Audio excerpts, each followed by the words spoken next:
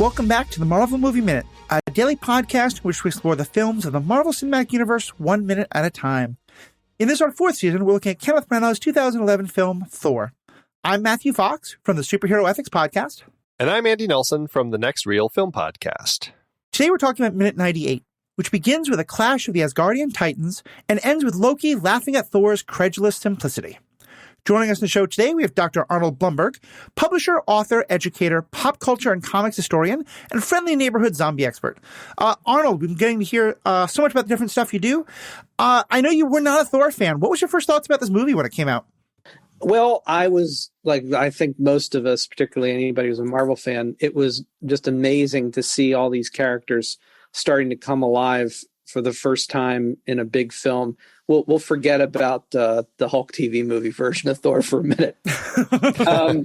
And at that point, I don't remember quite I can't even remember now what we knew exactly. I forget if we knew the Avengers was coming at that point already. Like that. By this point, this and Captain America came out like back to back. Yeah, right. Knowing that Avengers was coming out the next summer or 6 months later. So it was. I mean, I didn't care about this one nearly as much as the others, but I liked it, and I certainly saw the potential of Hiddleston in particular, and Hemsworth also.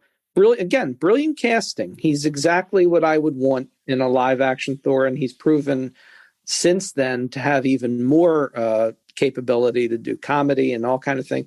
So I enjoyed it a great deal. It just was probably, I would have put it at the end, lower on the list, not as low as the Hulk, I'm sure, but it was still fun. And it was so amazing to see these things being done in blockbuster films that I was just enjoying every minute of all of these. Yeah. Well, I'm going to hear all of that and a lot more right after this.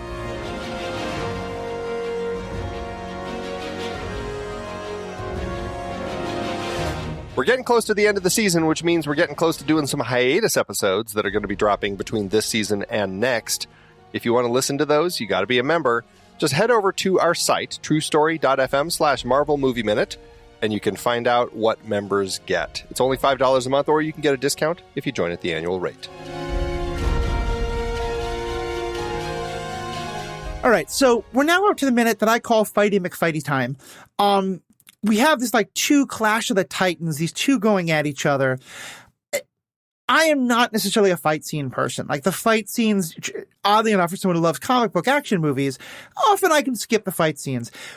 But there is so much happening in this fight. What do you all see in how this plays out in the fight choreography? And, starting with these two of them like clashing midair, like it's like the two bull elephants charging at each other.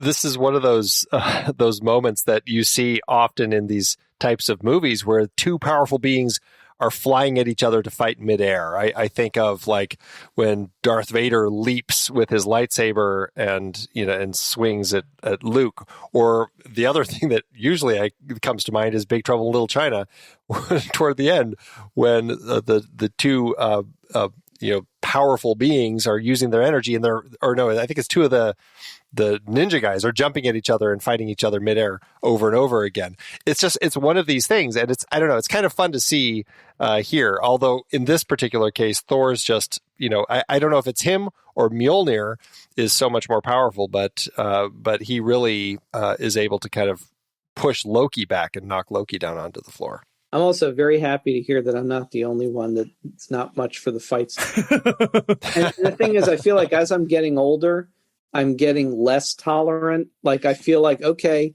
I know we need the beat, do a couple punches, but then please move on. And instead you get now, like, because they're so proud of their wire fu and there's the CGI enhanced stuff. And you get like 10, 15-minute sequences. Watch this sequence on a bridge with a thing. And it's like, just can you please get back to the story? I get it. Yeah.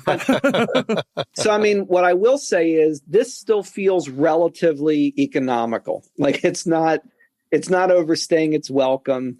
And it's important plot-wise because you want to see these two finally, just express that rage. And the jumping in midair is kind of silly. But again, like you said, that's the thing, So it's pretty good. And the one other thing, though, I would say I dislike in a lot of these things is it takes a lot of work to properly shoot and edit and present these things in a way that doesn't feel chaotic or difficult to watch. And this one kind of falls in the middle for me, I think. It's not the worst I've ever seen, but they're also kind of like just falling around in a very dark room, and it's not, I don't necessarily follow every second. It's not great, but fortunately it's not long. It's very quick, and there are a few of those beats that you're talking about that are a little, I mean, when you're watching it frame by frame, you can see what's happening. But when you watch it just in the theater or, at home or wherever, and you're just playing through it, some of it happens so fast that, I mean, I guess your eyes kind of take in, oh, somehow he got the upper hand, but it really is hard to see. Like, and it's shortly after Thor knocks Loki down onto the floor, and Loki kicks him off of him. Loki's coming at Thor. He swings Gungnir down to strike at Thor. And when I watch it, I could in slow, step by step, I can see what happens. Thor rolls to the side, but somehow also spins backward so he can hit the back of Loki's leg with his hammer.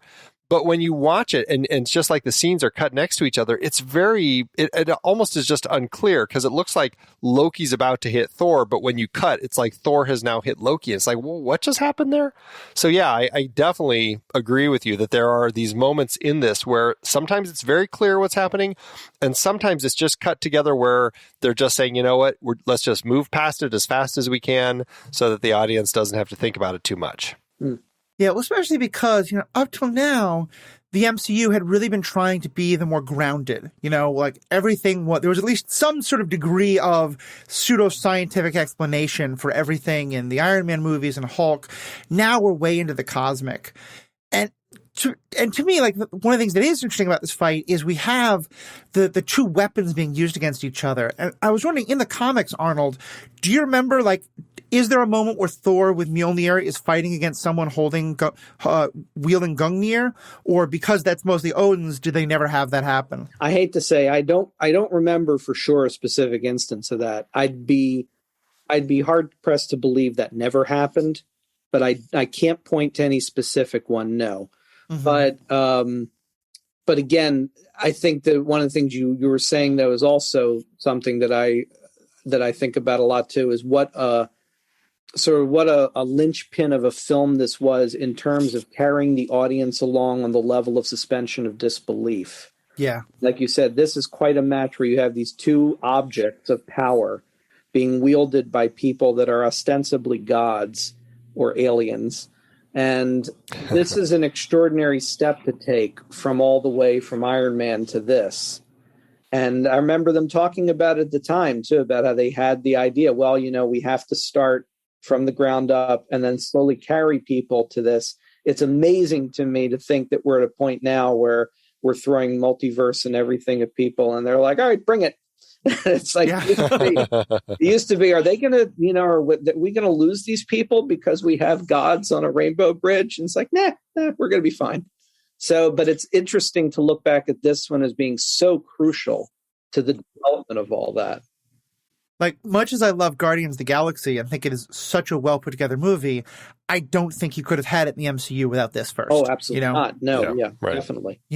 You need to bridge that gap to the cosmic MCU. It is, going back to your point about the battle between Mjolnir and Gungnir, it is an interesting fight, and it does make me wonder, like, I think that the only reason Loki, well, I don't know, maybe I'm being presumptive, but the only way that it seems like Loki is able to fight as well as he is against Thor, who we've always seen is like the bigger, muscular, more broad, brawny brother, and Loki, the one who kind of hides in the shadows and throws daggers that he conjures up at people before going back into the shadows.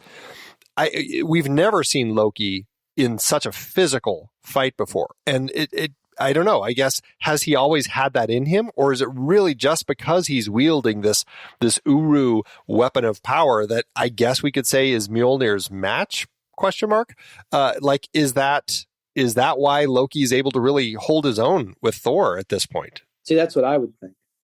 Because again, like we've said before, and you just said now, this is a character who is a manipulator, a schemer. He's not a physical person, yet here we are with him leaping through the air, and it's like, yeah, that's because he's got something that he can use to try to match the hammer. And also, let's not discount, like we've already been talking about, the psychological aspect. And you pointed out before, it's him pouring out all of the rage of a lifetime of being, overlooked and discounted. And there's a lot to be said about whatever counts for adrenaline in Asgard being part of that. Maybe he wouldn't win this fight surely, but he can try because he's all built up for it at this point. Yeah. Well, and maybe on the flip side of that, the fact that Thor said, "I will not fight you, brother," right? Mentally, he's also holding back more. Exactly. He's pulling punches a bit, yeah. Yeah. Well, I want to talk more about Thor doing that in a second because he does start fighting. But I would just kind of echo, I think it is definitely a lot about the weapon, because especially we saw, it's not just a hammer for Thor. Like, he holds the hammer, he gets the power of Thor and down to a full-on outfit change. And I feel like to some extent this is true with Gungnir, like the power of the king, the power of Odin goes to the wielder of that. But now going back to what you were saying, Andy, like, so we had Thor saying, "I will not fight you." And then Loki, goading him, I'm going to, all the classic, like, I'm going to go to your home and go to Earth. I'm going to take your woman. And then Thor does start fighting him. And you're right, he may be pulling his punches, but what is it that is it just that Loki gets under his skin? Is it that he realizes that's the only way he can get to the Bifrost to stop it? Why does Thor start fighting him? Well, it's definitely an interesting angle that, he's like by bringing Jane into it, that Thor realizes, oh yeah, the only way I can see her is by stopping her and stopping Loki and saving the Bifrost, because that's the only tool I have to get down to Midgard. So that's certainly an interesting angle there. I don't know if it's the only reason that he chooses to do so at that moment. Yeah, I feel like it's a little of both, like what you just said. It's probably a little of both. It's that he's goaded him up to a certain point, and also he knows that this is what he has to do in order to save the day, basically. So it's probably both happening at the same time. And if anybody, based on their relationship, if anybody could finally get Thor to a point where he throws away his reason and decides, fine, it would be Loki. It's almost not really a question of if, but when. Like, what's he going to say that'll finally be the thing that tips him over? And you also kind of get the feeling he's been doing this to him his whole life and, needling him about different things. And now it's finally, the most crucial battle of their lives. And he's still like finding the right button to push. Yeah, I think it's so true. One of the things that Loki is best at is finding Thor's buttons to push, right? And they're really big buttons on the front usually. That's right. There's 6 big ones. He does not hide them particularly well.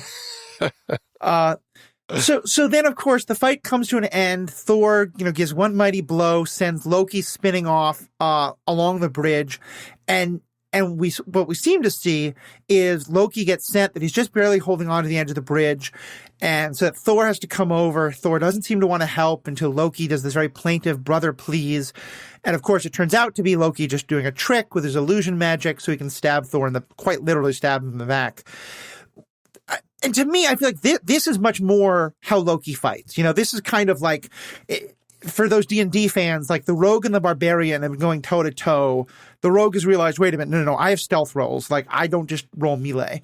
And is it like, do you think was Loki planning this all along? Is it just that once Loki goes flying, he sees his opportunity? What's happening here? I would think it's possibly just an opportunistic thing, but it's also, as we've been talking about relations back to the comics, this is one of those moments that feels like it's a beautiful little nod to the way you would normally have seen Loki pulling tricks in the old comics, multiplying himself, creating illusions, all the kind of stuff that makes the most sense. And here he is doing that, with the multiple versions of him across the bridge. It is a nice moment that really feels like here's a moment that really feels like we're capturing the Loki that we'd expect to see.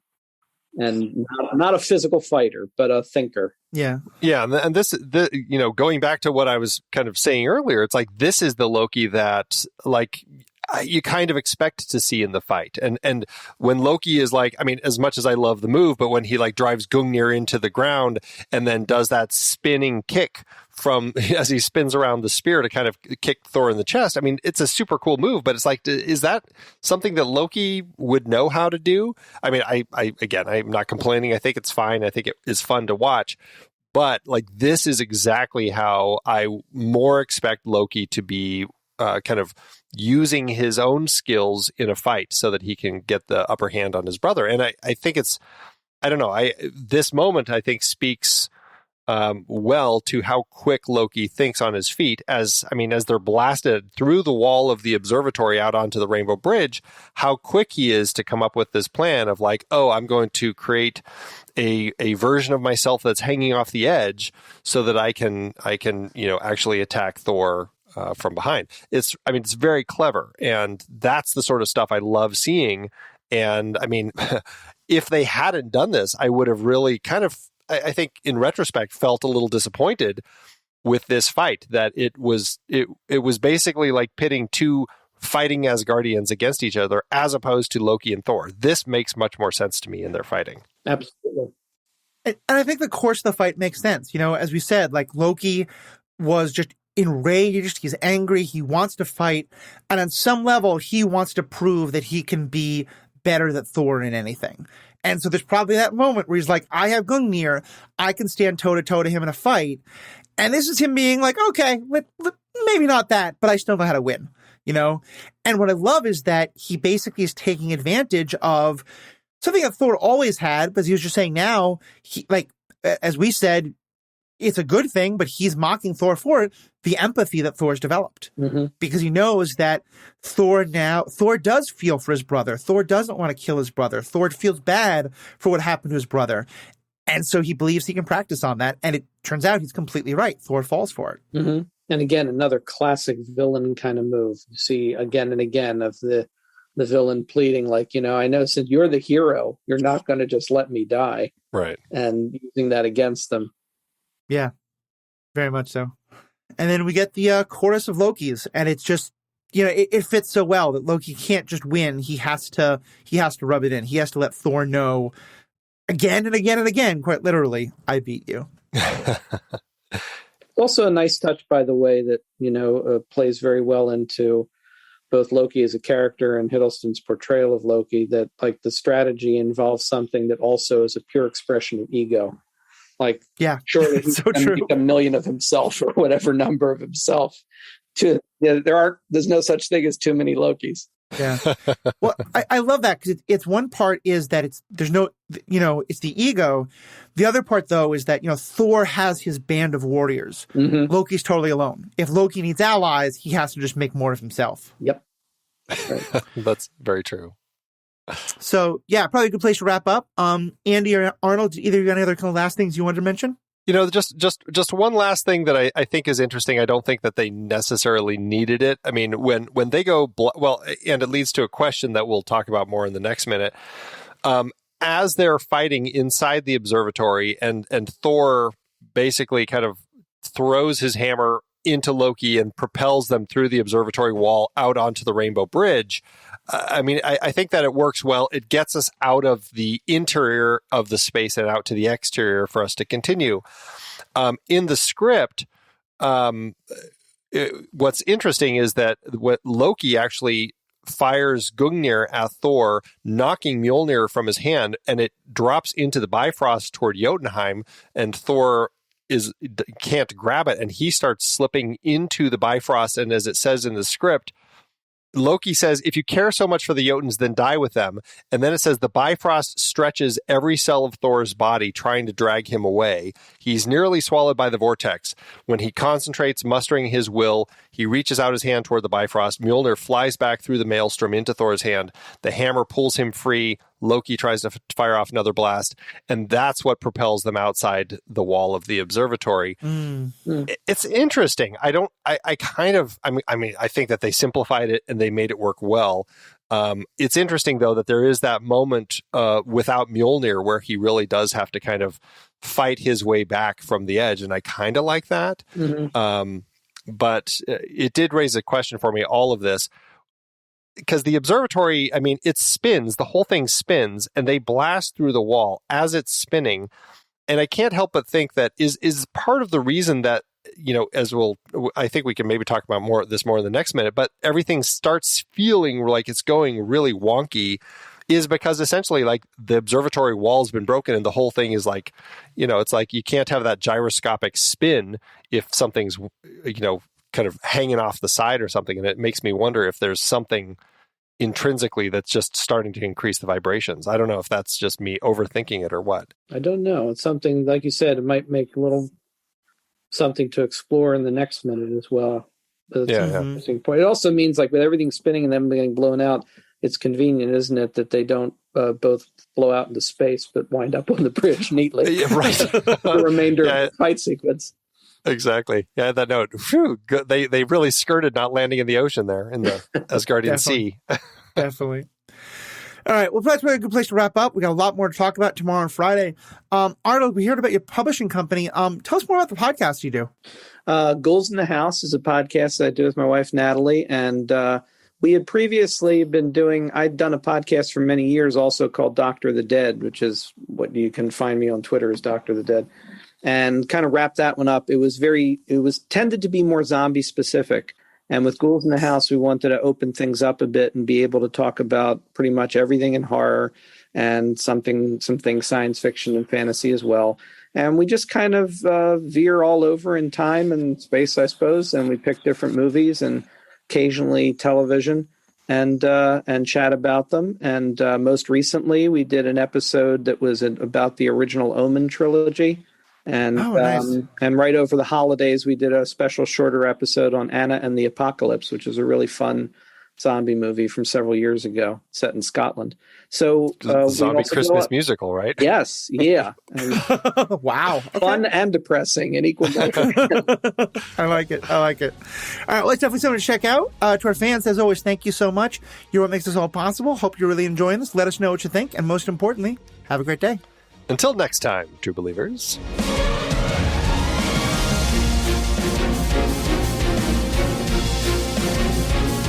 This season's music is One Last Ride by Martin Puringer. Find the show at truestory.fm, and if your podcast app allows ratings and reviews, consider doing that for this show. Marvel Movie Minute is a production of True Story FM, engineering by Andy Nelson.